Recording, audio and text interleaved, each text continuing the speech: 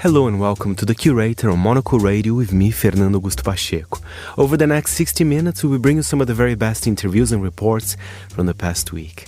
Talking about this week, we speak with former FBI director turned crime fiction author, James Comey. Barack Obama would not have stood for that, but you just have to understand your audience. Elementary school teachers learn to communicate in a way that holds the attention of people who want to pick their nose and go to the bathroom. Plus, we report from Paris and hear from Simon Cooper on how the Olympics are changing the city.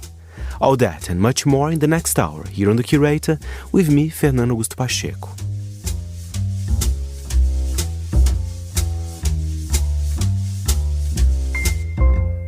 To start the show, a new episode of our show, The Big Interview. Here's an excerpt of Andrew Muller's interview with former FBI director turned crime fiction author James Comey on his new novel, Westport, The Dangers of a New Donald Trump Presidency, and whether he regrets reopening the Hillary Clinton investigation. We will come back to Trump, but I do want to ask you a bit more about your two novels now, Westport following Central Park West. They have the same protagonist, Nora Carlton. Though she is a woman, she is an attorney and a prosecutor who becomes a counsel for a hedge fund. She's also notably tall, you're careful to note. Do you have a series in mind where she goes on to become director of the FBI who gets fired by a vindictive president at some point? It's possible. I've been unable to contemplate bringing readers into the ickiness that is Washington, D.C. in my recollection, but it's possible that Nora Carlton, the protagonist, will move to Justice Department headquarters and maybe to the FBI, or maybe I'll spare her that pain and let her stay in New York with her family. And how much of the setting, though, the hedge fund, Saugatuck, at which the action unfolds in the new book, is extrapolated from your own experience of doing a similar job for Bridgewater, I think? Yeah, in both books, I'm trying to take readers inside worlds that I've known. In a fictional sense, I was careful to point out to my Bridgewater Associates colleagues, this is not a secret history of your company. You're not in this book. But I bet they all read it looking for themselves. I think they did. And there are little pieces of them, of each of them. The way I've learned that fiction writers do it is you take a piece of a friend, then a piece of another friend, then a piece of an enemy, and you put it all together. But yeah, these are worlds that I knew, and so in a fictional setting, I'm trying to show those worlds to the readers. So, of course, it's heavily influenced by the fact, the first one, that I was a mob prosecutor in New York, that I was then a general counsel at a large hedge fund. And the next book is going to be back in New York, where Nora Carlton is confronting a scourge, a real-life scourge in my country, domestic extremism, white supremacy. You mentioned earlier your time as a prosecutor putting away the Gambinos. When you're up against a formidable enemy like that, do any thoughts of that sort actually enter your head about the personal risks you are yourself running? No. I know that will sound strange to listeners, but one of the few good things about Cosa Nostra in America is that during the induction ceremony, they make all new members promise not to harm law enforcement. And that isn't about some moral commitment. It's about practicality. They know. But you're happy to take their word for that. Yes, and I've seen it in action. There's only one time in my experience, and I remember when it was, in 1988, a mob guy killed, maybe without even knowing his identity, but killed a federal agent. His name was Gus Ferracci, and the agent was named Everett Hatcher. And the reason I remember it so clearly is that everyone in New York who was in law enforcement dropped everything to find the killer of Special Agent Hatcher. But so did the mob. They started looking for Gus Ferracci, and they found him before we did, and they shot him in the face with a machine gun and left him in the street as a signal to us, we took care of this. This will not happen again. And then everybody went back to their normal crimes or to the normal investigation of crimes. It's not a myth to say that organized crime in America stays away from that because of the power of the state. Sicily and Cosa Nostra doesn't because of the power imbalance flows in their direction. The people I worried about most were the criminals who were too stupid to know that it wasn't in their interest to harm me, both because of the state's power and because there's 1,000 people behind me. I am replaceable in the extreme. Those people concerned me, and I've had threats from those kind of people over the years. How often was that an aid to you as a prosecutor? And you may have suggested where this line of questioning is going to take us, that the people you are pursuing are just basically not that bright. Very helpful. I mean, I have had to investigate and prosecute some bright people, but Cosa Nostra is a bunch of morons standing around in tracksuits, or during the age I came up, people dressing in fancy suits, which made them easier targets in a way, insisting on meetings of all the capos on Wednesday evenings so that we could take pictures of them. So these are not your brightest bulbs, and that's a gift. And this is the bit you will have guessed I was going towards, because you have drawn the comparison before. And the reason I'm asking about it is because we may, as a world, be confronted with it again from November, depending on the decision your fellow citizens make. But do you think that analogy does stand up, perhaps not so much for the last Trump administration, but for the potential next Trump administration? Are you concerned that it will be basically that? Yes, although as the president, if Donald Trump, God forbid, became president again, he will still be dumb and amoral and have a tiny attention span. But he will be surrounded by people who are at the bottom of the barrel with him, but smarter. And so we were aided, without knowing it, that he didn't have our all-stars last time around him, but he had enough people of talent with some shred of morality that they would try and deceive him or cajole him or rope-a-dope him so he forgot what he wanted them to do. Those people will not be in the next Trump administration. He'll have only the very bottom of the barrel, some of whom are quite capable. You have been in the room with Donald Trump when he was attempting to do president stuff. Is there a way you can describe what that's like? It's like trying to communicate with a child. And that's hard for people to believe because the office itself carries with it this sense that it must be a person of gravitas. But to tell Donald Trump something important, you have to interrupt him because he wants to talk about what he wants to talk about, and it's about himself. And so intelligence briefers or FBI directors, to communicate with him, need to find a way to break through that torrent of self-referential babble and hold his attention with colorful diagrams. Or I remember going to brief him on a horrifying threat, and I brought things to show him so I could hold them up and let him touch them. And Barack Obama would not have stood for that. But you just have to understand your audience. Elementary school teachers learn to communicate in a way that holds the attention of people who want to pick their nose and go to the bathroom. Did you think, and I know you have been asked about and have explained about the acknowledgement of the reopening of the investigation into Hillary Clinton's emails, was it technically an October surprise in 2016? I think it might have been.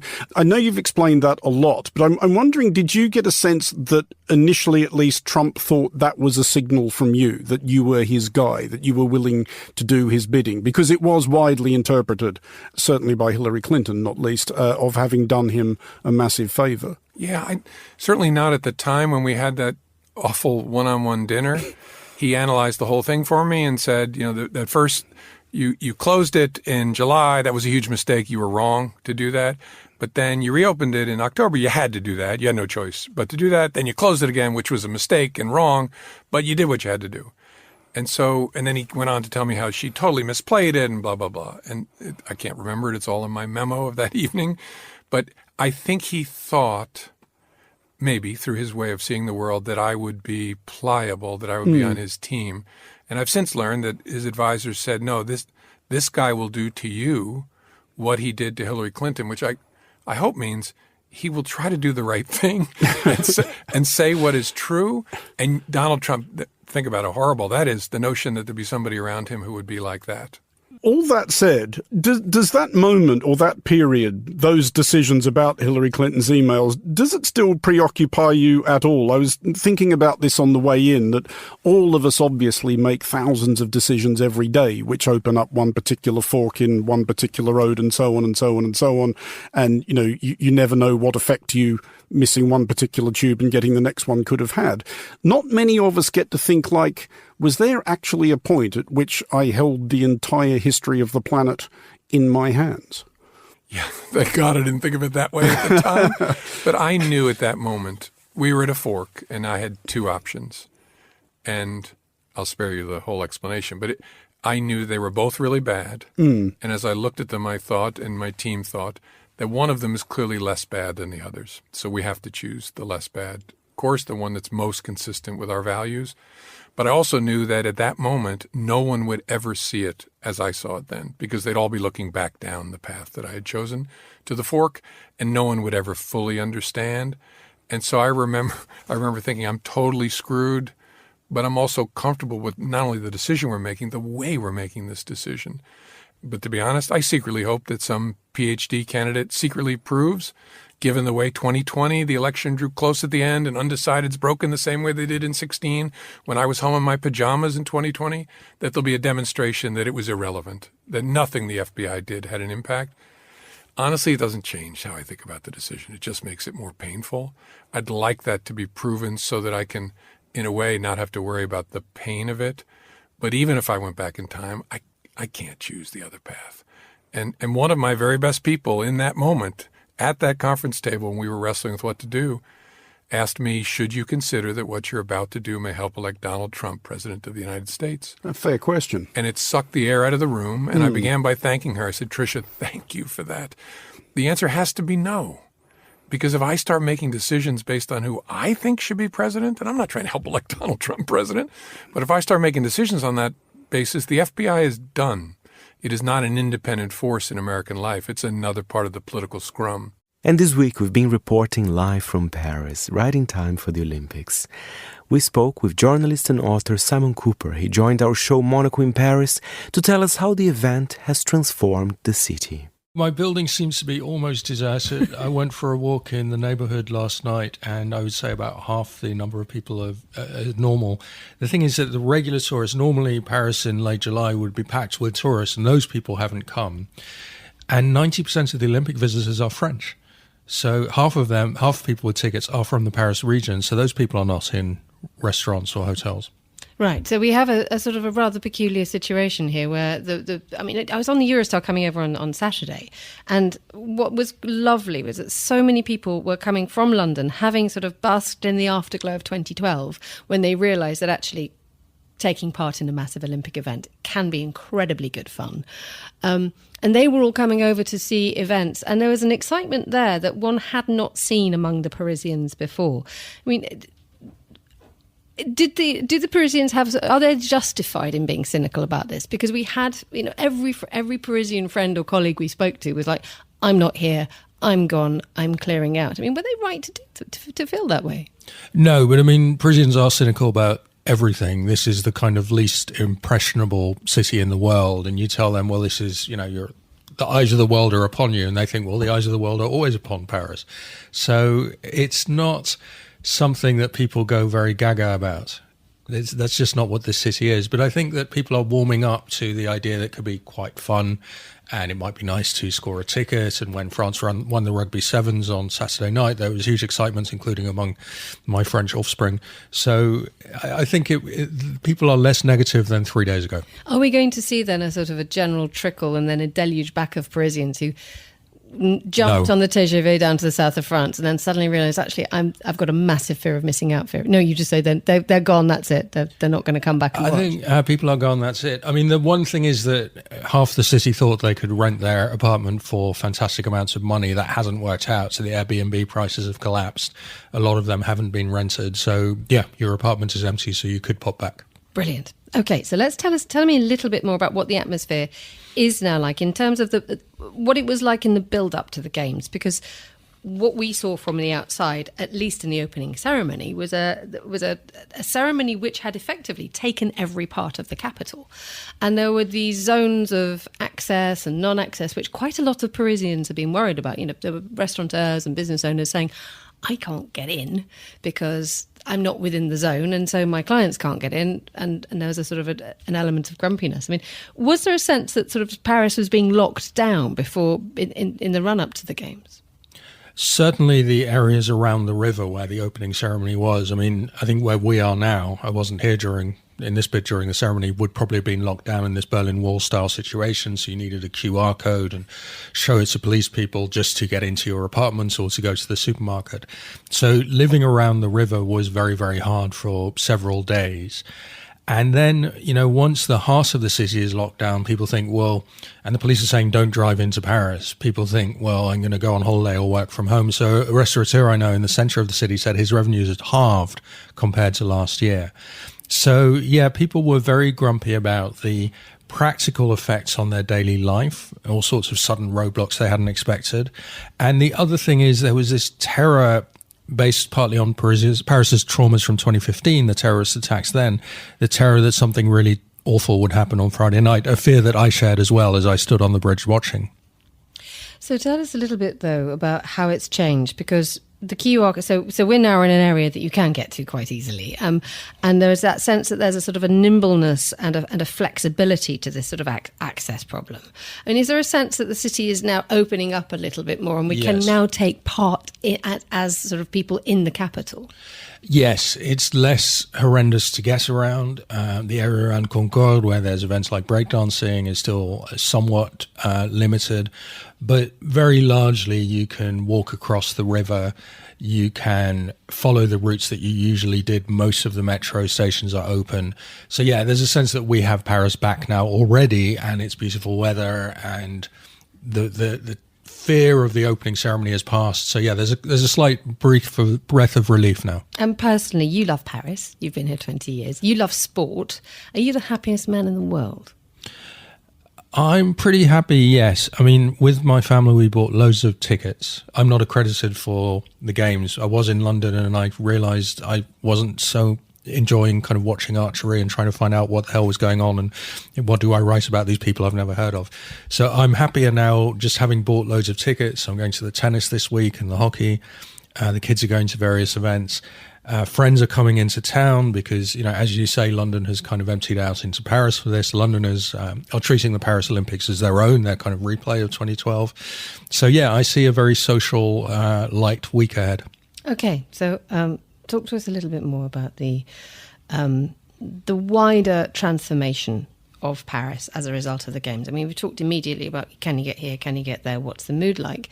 But you have written in the last few weeks that the effects of the Olympics will have a bigger transformative effect than the recreation of the boulevards and you know, when Haussmann came and ripped out the centre of a sort of a putrid Paris and created something the elegance that we know today. I would say, I mean, what I argue in the book is it's not the Olympics that are transforming Paris. It's the Grand Paris public transport project, which has just been, the first bit has been unveiled, rolled out to coincide with the Olympics.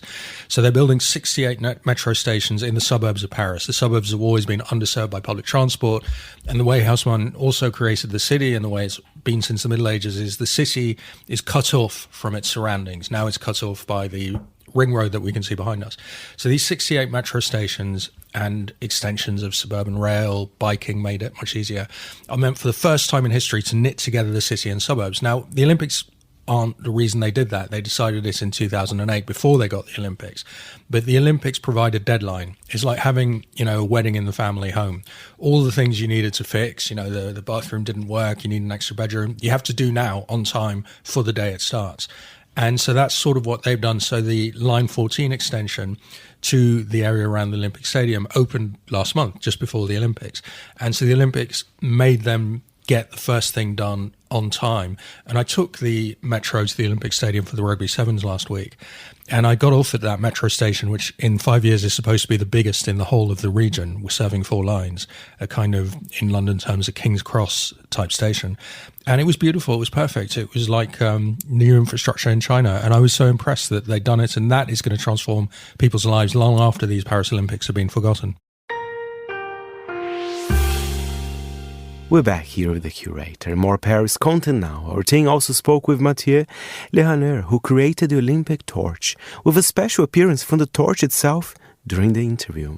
Of course, we wanted to bring a huge emotion for the opening ceremony, and I guess we succeed in a way. But my biggest surprise was actually the day after, because the emotion moments turned to be a kind of pride moment. And I listened from many visitors' message I've received that, wow, we are very proud. We are very proud to have been able to get such a piece that talk about us, that talk about our history, that talk about our culture. So, and yes, as you said, all the tickets have been sold actually in the morning, the day after the opening ceremony, but it's insane to see actually all the people, thousands of people that's just waiting for the rise up of the balloon every single night at 10 p.m. Were you expecting to create such an emotional response? Because obviously you have to create something that we will not only just be wowed by at that precise moment, but will rest in our brains, in our collective memories of what the beginning of the Olympic Games was like. I mean, it's a big job. Yes, but after a project has been done, you can rewrite the story. And I could explain that everything was under control, and I wanted to play with this history of Haute Balloon and Montgolfier brother.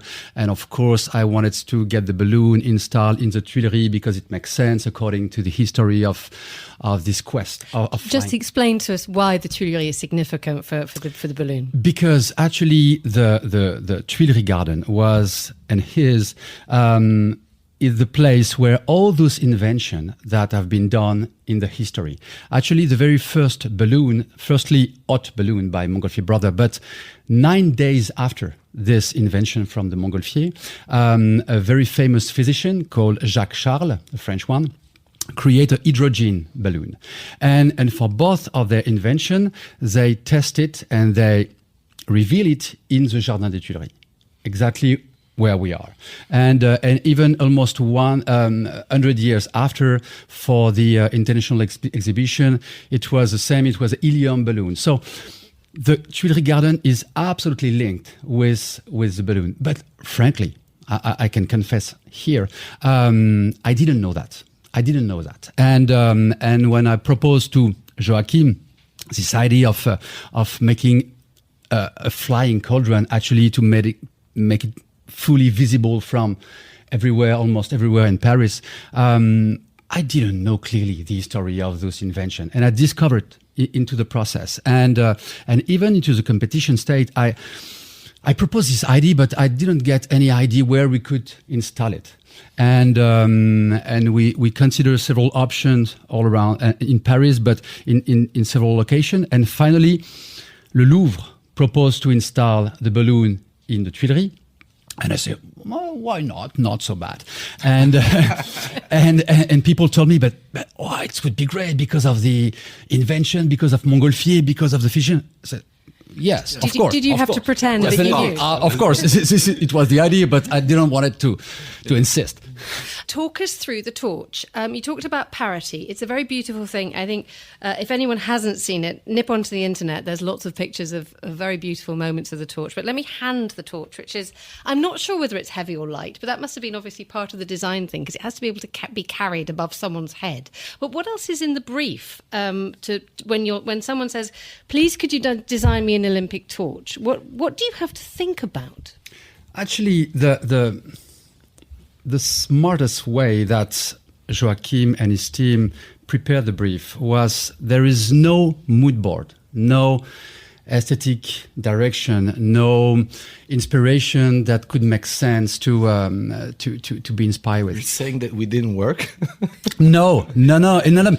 But we know that many clients, many brands, many big brands always want actually to pre-design what they're expecting from you. And here, actually, 90% of the brief was a way to talk about Paris 2024. This is who we are, and this is our keywords, our philosophy, of way of working, what we want to express, what we want to share, blah, blah, blah. So it was, firstly, for me and for the other competitors, a way to feel the trust they had in us. So from that, actually, I pick up, just as me explained, this word of equality into the brief. That was, of course, makes sense for those games. And also this idea of finding a way to talk about Paris, because we are in Paris, and it's always important that the torch embodies, in a way, a part of the location itself. That's beautiful. That's sublime. That's very abstract. How do you take those feelings and those thoughts and turn them into something solid that also can be on fire? Yes, no, of course. No, it's He's a very sensitive person, you know? Yeah. He's very sensitive. Mathieu is only about emotions. So, yeah, it's true. Yes. Yes. All your work is about emotions. Yes, and this is the reason why I have to work with the best engineers, the best technicians, the best guys in order to turn this abstract emotion into something solid and making sense. And just for you to give some example, I wanted to keep the torch as it would be actually sculpted in solid materials. I didn't want it to express a kind of assembly of things, talking about techniques, technology. It's super complex, an Olympic torch, because the light and the flame couldn't stop. So, can I ask you, how do you keep the flame going? Actually, we got inside what we call a catalytic burner, and that is a super complex piece that looks like a kind of a tiny spacecraft. And the idea for it is to be able to burn whatever the weather condition, whatever the wind, whatever the rain, whatever the storm, and for 12 minutes, right? For 12 minutes, yes. And this type of burner have been developed, it's interesting to know, for extreme alpinists who are climbing up to 5,000, 6,000 meters high. But they need to cook some stuff, for... You can cook on your torch as Definitely. well. It's the best way to You make sausages or could do whatever. a fondue. Yeah, you can do fondue as well, Yeah, totally. And we use this type of elements. And just to give you an example, during the process, we made a mini test, and they discovered that, and they told me, Mathieu, you have to bring additional holes into the torch in order to get more air coming in, and kind of air intake. But I didn't want it to bring type of visible holes and turn this torch into a kind of apple-like piece. So actually, we use the logotype in front of it, and we with the back plate, we push a bit the back plate in order to make the air come into the logotype itself. And our weekly show about food and drink, The Menu, has a new segment. It's called Wine of the Month, where we'll be joined by Monocle's sub-editor and in-house wine expert, Chloe Lake. Chloe, what a joy to have you back in the studio. Pray tell us, how's the last month of drinking been for you? It's been summer-ish in London. What have you been indulging in? I mean, heavy emphasis on the ish. It's been pretty cold, so lots of reds. Unusual for this time of year, I think. But yeah, I've been having a few barbecues. So finished off the last bottle that we had very nicely. Went to a picnic. I've had a few sparkling numbers recently, a few pet nats, very summery. A bit of everything, but it has been on the cooler side, so maybe a bit of a heavier red. I think it's interesting, the country that you've chosen for us today, because we are in fact heading to winter, because we're heading to Australia for the Wine of the Month. Yeah, we are. I guess Australia is in winter, but for us very much in summer, so I picked a sort of summery Australian wine. A little bit of a caveat for today's episode is that I haven't tasted this week's wine, so it's kind of going to be a bit of blind tasting for everyone. Blind tasting all around, which will be fun, I think. But I've picked this because I thought the story was really interesting. I've been going around all the wine shops recently, kind of asking what's in the season, what's, the best thing that they've had. And this was one of the wines recommended to me. The lady that produces it has kind of been behind this business for about 25 years. And it's called Love You, Love Me, Charlotte Dalton. Her actual name is Charlotte Hardy. And when she was younger, her grandfather, who had the name Hardy, used to say to them, love you, love me, when they were kind of like tucking each other into bed at night. So I thought it was a really kind of sweet, just like a very nice thing to kick off with. Obviously, tucking yourself into bed is a moment when you naturally think about consumption of wine. So absolutely, the two things go hand in hand. Yeah, surely. Send you off to bed. It's perfect. So let's take a step back though, because I would quite like to hear your opinion on Australian wines overall. I mean, so far we've tackled Italy and France, two huge wine producing absolutely. countries, and Australia is no less. We can talk about so many varieties, so many different regions. But can you give us a bit of a perspective of where this comes from and where it fits within the wider Australian context, and whether you think that, you know, people used to talk about New World wines, but I feel like that's not even really the case with Australia anymore. It's just so established at this point. So where does this fit in that, and where are we at in terms of Australian winemaking? Yeah, I mean, that's a great question. Australia is huge, both in terms of land mass, but also because of the wines they produce. They have so many. And I think, this term New World is a little bit defunct now, maybe. Back in the day, it was seen as an up-and-coming destination, but it very much can rival the likes of France, Italy, any of the European countries for really great wine.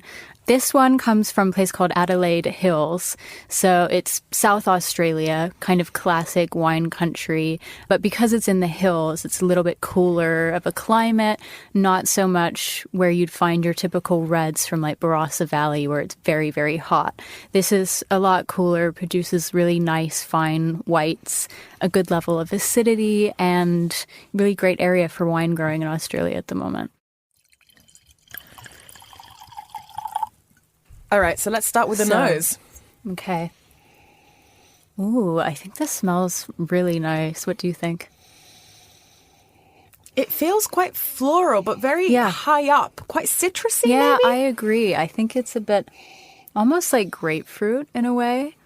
Yeah, and a bit of like lime and lemon. And that's very classic of what you'd find of Semillon, which is the grape. Traditionally comes from France. It's associated with like white Burgundy, Bordeaux, and it's often blended with Sauvignon as well. So if you see any bottles with Semillon, it normally kind of comes in a pair. Also, if you've had Sauterne wine, which is very sweet, kind of a classic dessert wine, that's the grape that is used in it as well. So do Australia and France share a lot of grapes? I feel like a lot of the time I do see a bit of a parallel between the grapes that are used in the two countries. There is a bit of a crossover, yes, especially in kind of the cooler regions. You might find some similar white grapes, but they do have their own varieties as well, yeah. Taste test? Yeah, let's taste it. I feel like that tastes different on the palate to how it smells. I don't know what you think. It's quite crisp, intense, right? It packs a punch, I feel. It does pack a punch. I feel like that's a lot more citric, actually, but it's nice. It almost tastes sparkling in a way. True. In the way that it's acidic. It's almost a bit cidery. You know what? It's actually really interesting that you point this out, because this wine is kept on the lees. So for anyone who doesn't know what that means, the lees are kind of the sediment from the dead yeast. So they eat the sugars in the grapes when the wine is fermenting, and then they drop to the bottom of the barrel. And some winemakers decide to take them out. Some decide to keep them in for a little while. But I know Charlotte with this wine stirs them around sort of every 2 months. And that creates a very kind of biscuity, bready flavor, which you might also find in cider. So there is kind of a little bit of a crossover there, because it's a little bit hoppy, it's a little bit bready. It is quite acidic, but I think it's refreshing. And also these maybe strong characteristics would mellow with a few years of aging. I think it has great potential to do that, and it would soften, maybe become a little bit more honeyed. You'd end up with a bit of a softer wine. A big personality, which I understand that Charlotte herself has kind of attributed to the wine, right? She has, yes. We have a very flamboyant, fun label. I'll just picture, if no one has seen the bottle of the wine, it's a woman kind of falling out of the sky with a big rainbow in the background. And then on the back, she gives a personality to the wine. So I'll just read out. Let's see if it matches. Okay. Love You, Love Me is a quirky girl. She's pretty and unique. She's neither bonbon sweet nor tartly sour. She really is trying to be an angelic, straight-laced girl, but there are glimpses of a slightly naughty, mischievous side that peeps through. Love You, Love Me is blissfully unaware of any other chaos around her, and she's perfectly content to see where her journey takes her. Thank you for sharing in my joy by choosing Love You, Love Me, and I hope you adore her as much as I do. I just feel like that was just so me. I feel so reflected by that description. Yeah, we're having our Love You, Love Me summer. So. I don't know if that's quite my personality, but that's okay. I love that Charlotte. She's an angelic girl that doesn't care. So that's, somewhere out there, there is a Love Me, Love You woman who will feel perfectly represented by Absolutely. this wine, and we dedicate this to her. We do. Thanks, Charlotte. It's interesting that you've brought to us a female winemaker, I feel like, because I also commission stories for Confect, Monocle's sister publication. We've commissioned stories about female Australian winemakers and how that didn't used to be quite the norm in terms of the industry, but there's a generation that is coming through. Do you see that happening in Australia? And are there people that you're excited about?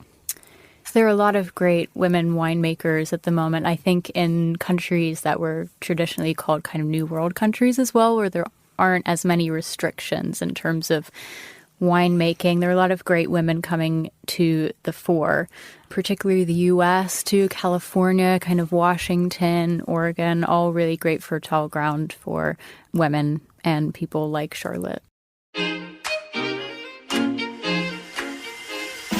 UBS has over 900 investment analysts from over 100 different countries.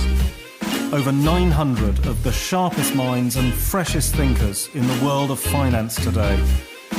To find out how we could help you, contact us at ubs.com.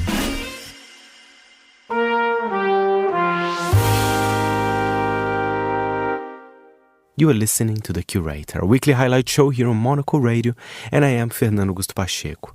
Lovers of mid-century design know the drill for finding a unique addition to your home. Check your favorite online retailers for new stock or spend the weekend in antique stores. In Finland, home to tableware and furniture brands Iittala, Arabic and Artek, there's one often overlooked resource, old summer cabins. Most Finnish families have access to one, and these seasonal lodgings have often accumulated a wealth of classic household items passed on from one generation to the next.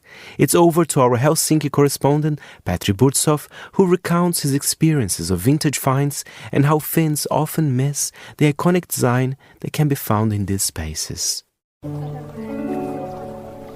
When it comes to getting your hands on iconic pieces of vintage Finnish design, the best places to look are remote summer cabins located by a lake in a faraway forest or on a hard-to-reach island in the Baltic Sea. There are lots of these cabins, often several decades old and constructed of sturdy logs all around the country. Some estimates put the number at over 500,000, which is a lot for a country of just 5 million inhabitants. In fact, come to think of it, I don't know anyone who does not have a summer cabin either in the family or in their extended family. But why are they treasure troves of vintage Finnish design? First, we need to rewind back several decades to the golden age of Finnish design.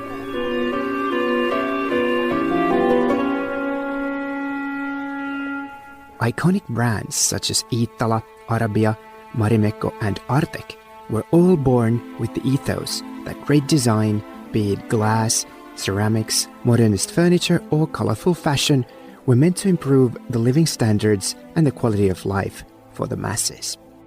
The great Finnish star architect Alvar Aalto, who is the founder of the furniture brand Artek, stated that the goal of great design and architecture was to bring beauty and functional living solutions to the common man.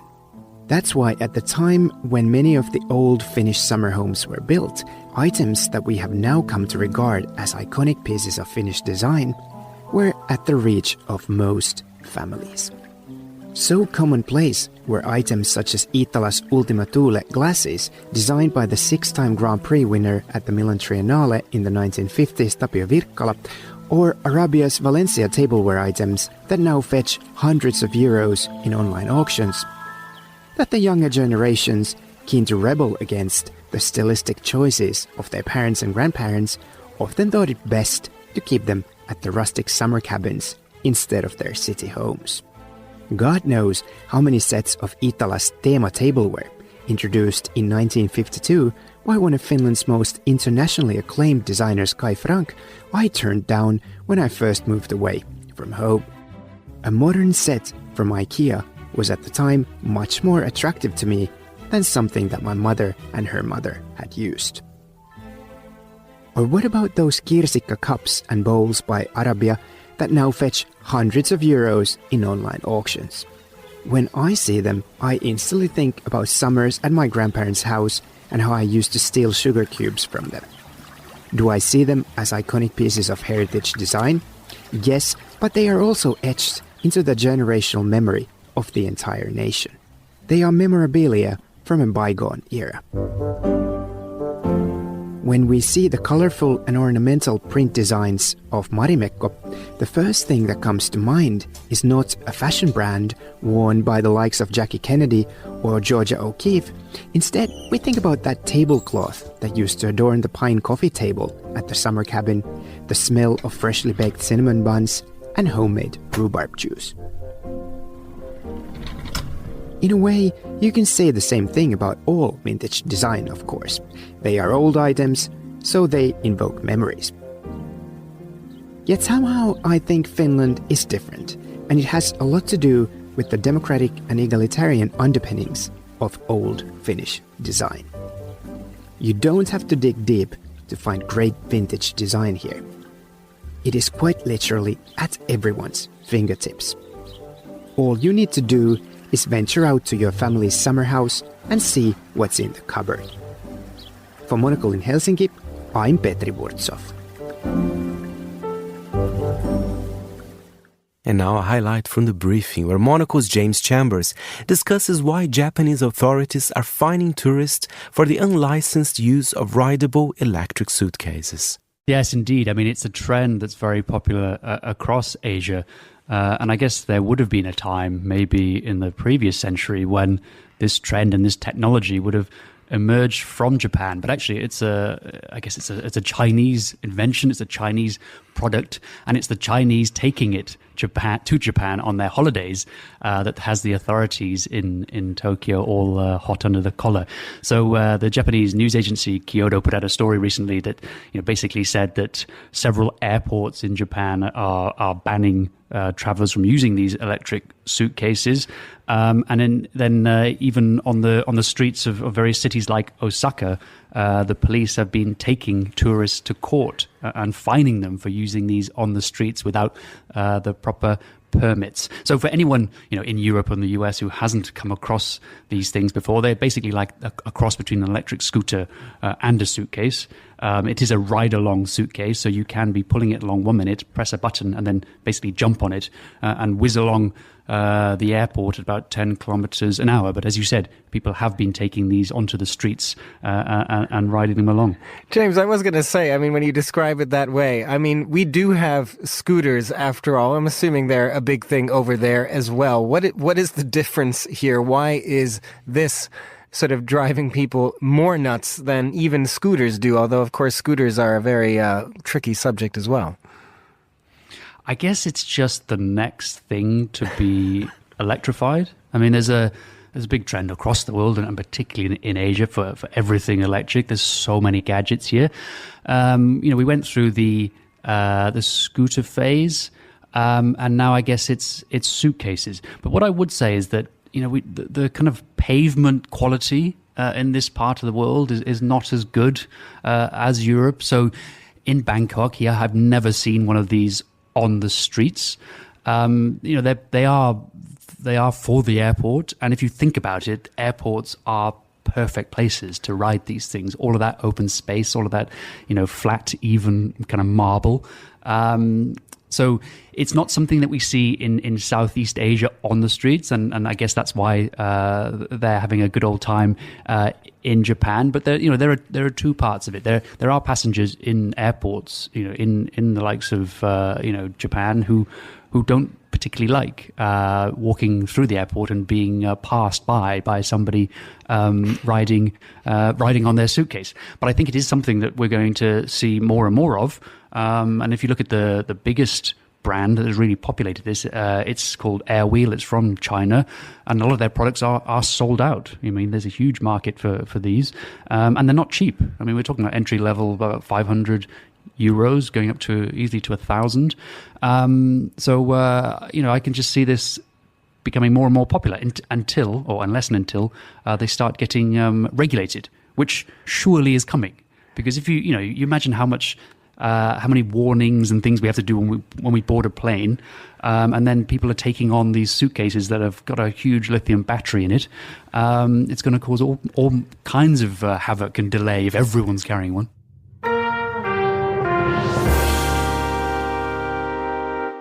We're back with the Curator, and let's go back with the Olympics now. Time to talk about uniforms.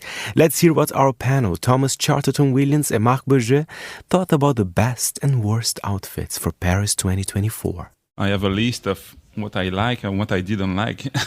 Now, obviously, the best outfits come from the traditional sports, fencing, horse riding. You can see the tradition through the clothes.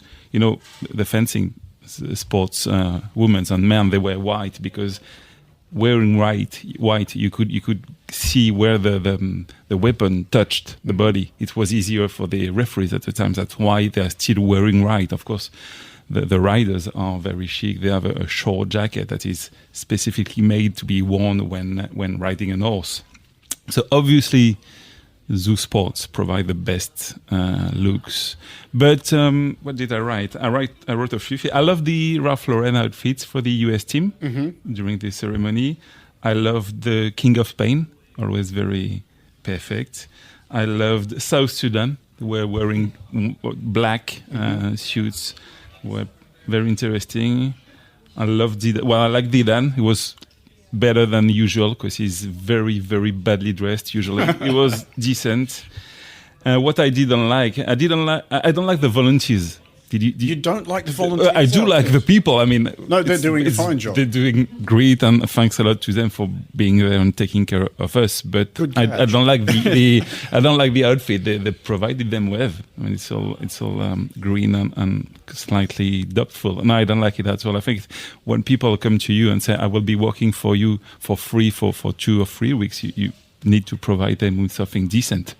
And I don't like it. Do you have a general animus against the color green, or do you just not like what they've done with it? Specifically this ponton of green that I don't like. Usually I do like green, it's fine, but this one, it's a very modern green that I don't really appreciate. I didn't really fancy the catwalk show during the ceremony. I think it was too much of the same thing. I would have liked it to be mixed with some more classical elegance, and I think the difference, the balance would have been better in the end. I was also surprised by the fact that Lady Gaga was wearing Dior while she was playing the role of Zizi Jeanmaire, which is a French legend, known for wearing strictly only Saint Laurent on stage his whole life. I thought, but this is probably something that is linked to the LVMH, involvement in the competition. So it's probably way bigger than me and than anything, linked to historical reality. But I would have thought, she could have been wearing Saint Laurent. Everybody would have been fine. Thomas, what about you? Has anybody struck you as looking particularly svelte? I just think the French, have an international advantage here. You've got Yes. Berluti designing stuff, but also you have what I love about what France has done hosting. You have like a guy from my neighborhood in the 9th arrondissement, Stéphane Ashpool from Pigalle, who's designed all of these gradient-colored, tricolor uniforms that look really cool, really fresh and modern. So I think you just have to give it up to the host country here. France just it excels. Thanks, Thomas. It really does. It excels in this area. We can tell who's hoping to get their visa renewed. I'm actually in the process. But Thomas, is there, do you think, different pressures now on people designing, I guess, anything that represents a nation abroad, and especially if it involves any version of the national colours or the national flag? Because we can debate the extent to which you should pay attention to any of these people, but there's always going to be people who get angry about it, that they think it's been sacrilegious or disrespectful or insufficiently that or too much the other thing. I 100% agree, which is why I think you can't actually ever, cater to those kind of naysayers. I love what France has done about, embracing tradition, but also modernizing it at the same time. I think that's one of France's greatest strengths, actually. I wonder if you agree with me on that, Mark. Yeah. I think you're talking about the outfits specifically, just or the whole thing. Yeah, the whole thing, mixing the backdrop of Versailles. Yeah, I think the target on what the Olympics is trying to achieve. This edition is trying to show Paris as both as a past cultural historical city and a current city, because French writers and French thinkers have been telling that Paris is going to be a museum for the world. And so do we want to be that, to become that and only that, or do we want to be more of a startup city like Macron maybe dreams of? I think that balance is the thing we are trying to find, and maybe this edition of the Olympics is a laboratory for that. Where is Paris? Is it a city of the past, a very beautiful one, or is it an active, very modern city? And maybe you see that in the outfits, you see that in the ceremony, you see that in the way the sports events are organized within the city and all around the old museums. It's an interesting, task and target for Paris, I think. And finally, our Paris team spoke to a DJ that I adore. It's Tiga. Let's hear more about his latest music projects. I think it's always a moment for anybody who's done one particular thing for a long time to decide whether they're going to embrace new developments or vaguely resent them or try to ignore them or rail against them. And I want to quote back some words you wrote in a very funny piece about being a DJ about 8 years ago, when you said, and this is going back 8 years, an old DJ dog like myself wants to make fun of what it's all become, Dutchmen playing Olympic ceremonies and progressive house pool parties and men in hooded capes existing in a landscape seemingly free from shame, irony and intelligence. I do recommend that piece in its entirety to our listeners. It is very funny, but is that still how you occasionally find yourself feeling? Well, it's kind of funny because back 8 years ago, now that seems kind of quaint. Like I had no idea. It's gotten way worse. Well, it's funny. You listed off a few different approaches to change, railing against it, embracing it, being bitter. Usually I kind of do all those things, I mean, in my soul, I know that the only way forward is to accept and move with the times, like that, because, and it's not just that, it's not like a philosophical thing. I just think more to like how you are when you're very young, when you're a kid, which is usually when these big love affairs start.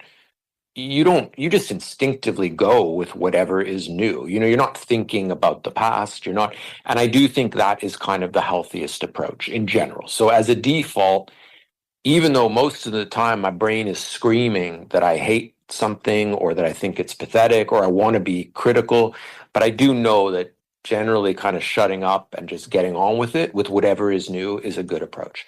Obviously, I have major misgivings about the aesthetics and everything that's gone on now because I grew up with, Prince and David Bowie and Jeff Mills, and I have certain aesthetics and things that I really, really value that, generally it does feel like they're under attack, but you can't get too into that. If you get too into that, you basically die off. You really need to just kind of get on with it and take the best from whatever's, there's always some good new stuff. You just got to find the best new stuff, find the best new tools. And you can complain, and I do complain a lot, but you also have to, you kind of have to embrace stuff. Not all of it. There are things I refuse to do, But in that element in particular of finding the new stuff, and obviously keeping in touch with new music is an extremely important part of what you do. How are you able to keep that excitement alive? Because I speak myself as a semi-retired rock journalist, and I know what it's like. When you start listening to music, as you mentioned, everything you hear for the first time just sounds incredibly exciting, and you've got all these decades of music you've missed out on to work your way back through.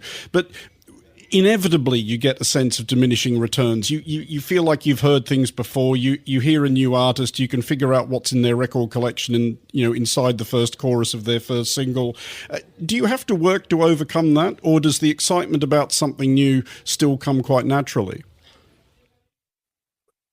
Well, I think that's a massive question. That's basically the question of life, I think, is how do you, I think, yes, you do have to kind of work. You do have to work against that a little bit. And it makes sense because your brain is filled with more and more things. You have all this you have baggage of experience. There's way more things to compare to. You know, it's different. I mean, even when I started making records, you know, for example, I didn't have the mental back catalog. So I was doing things that I thought were kind of, hey, that's new.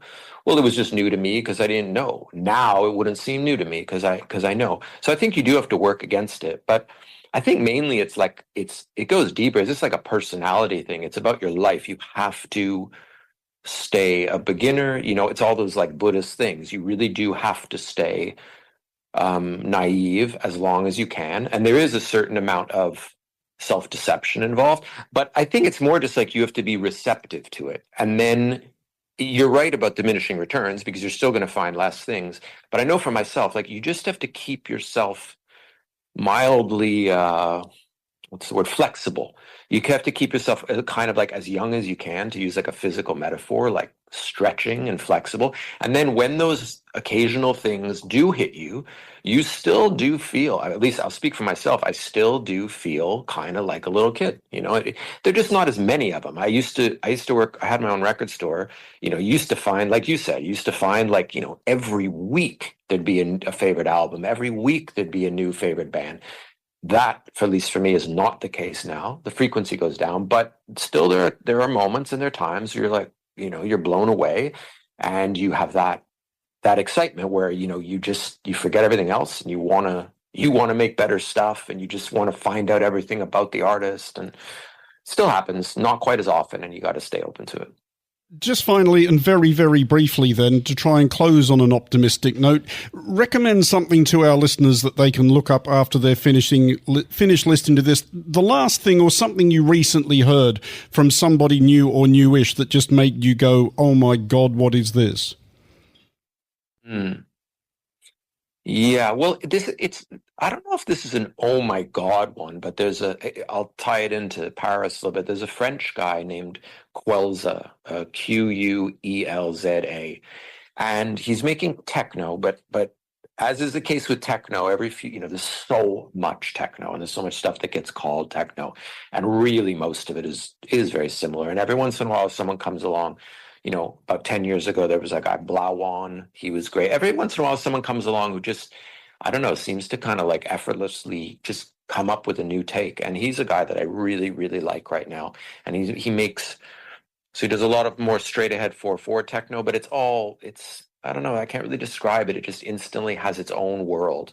And he also does quite a lot of ambient stuff. But again, so he's operating in worlds where like you think you've heard it all, and yet you instantly realize, okay, I've never heard this, you know. So techno is kind of good for that too, because everything is so similar. When something stands out, it's exciting. So that's a guy that I really, really like right now. And I put him in that top tier. You know, he's in that tier of people that, you know, they're going to keep making exciting, interesting music. I like his stuff a lot. And that's all we've got time for this week's edition of The Curator. The show is produced by David Stevens and presented by me, Fernando Augusto Pacheco. Join us again next week, and thank you for listening.